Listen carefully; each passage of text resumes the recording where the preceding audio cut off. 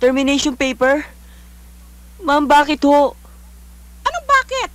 3 araw hindi ka pumasok na walang pasabi. Bakit? At saka, nasa ang medical certificate mo nagpapatunay na ikaw nga ay nabugbog? Aba, Paulo, baka kala mo hindi ko alam. Ano tong nababalitaan ko na inaaway mo daw si Rod? Wala kang respeto sa posisyon niya bilang assistant supervisor.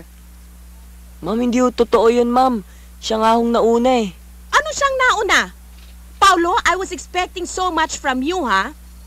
Tinanggap kita dito, binigyan kita ng liway kahit alam ko na may diferensya ka. Sinasabi mong nabugbog ka. Aba, siguro ikaw may kasalanan. May nakaway ka. Naku ha, hindi ko kailangan ng trabahador dito na basagulero.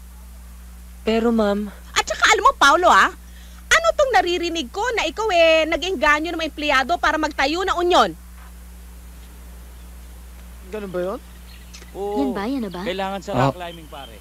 Meron ka mahahawakan. Uy, sorry. Ay, sorry din. Di ba ikaw si Rod? Yung nagtatrabaho dyan sa pabrika? Bakit mo tinatanong? Pare, kursunada ka yata. Diskartehan mo na. Okay yan. Bakit? Kursunado mo ba ako? Mukhang ayaw eh. Oh. Ano yan? Oo nga, ano yan? Ay, yan. Ayos yan, pare. Yan ang gusto ko. Hati Hawakan tayo mo nga. Para saan ba yun? Bayad lang naman yan para sa tulong na hihingin ko sa'yo. Tulong? Anong tulong? Kilala niyo si Ana, di ba? O, anong meron kay Ana? Gusto kong gumawa ka ng paraan. Gumawa ka ng paraan para magkita kami ni Ana sa isang lugar na kaming dalawa lang. Bakit? Anong kailangan mo kay Ana? Malaki ang atraso sa akin ng babaeng yun. Kung gusto mong malaman ang tunay na kulay niya, ikukwento ko sa'yo. Paulo, tama na.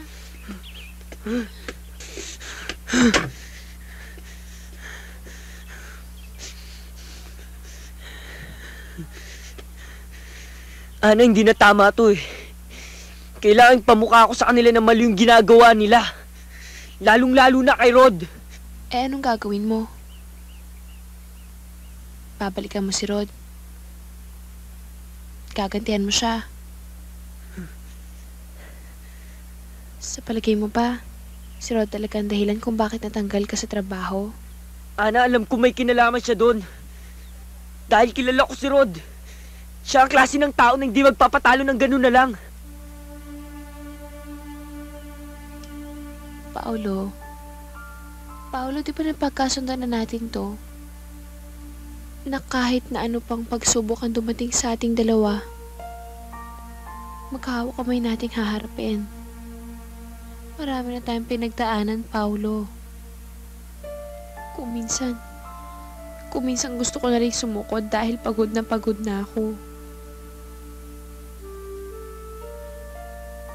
Pero kapag naiisip ko na pwede pa pala nating ipagpasa Diyos ang lahat, nakakaroon ako ng lakas ng loob para lumaban. Nabubuhayan ako ng loob.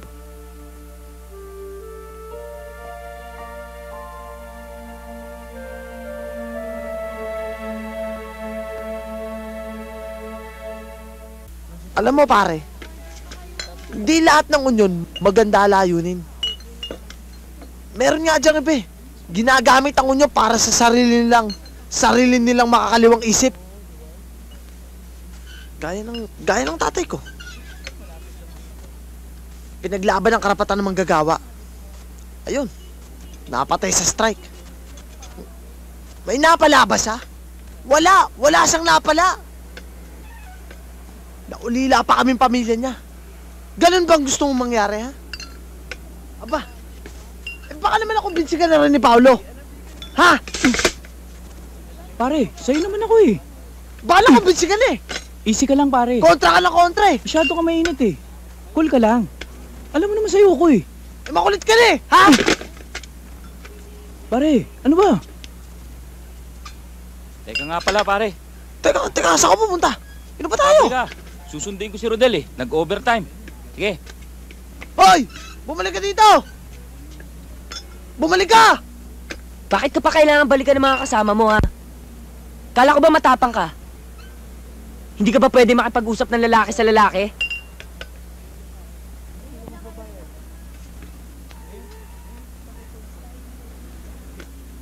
Nagmakamata pa.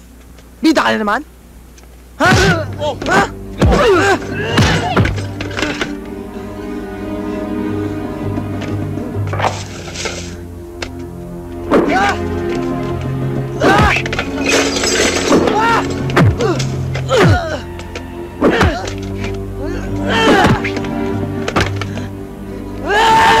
Tama na! Tama na! Tama na!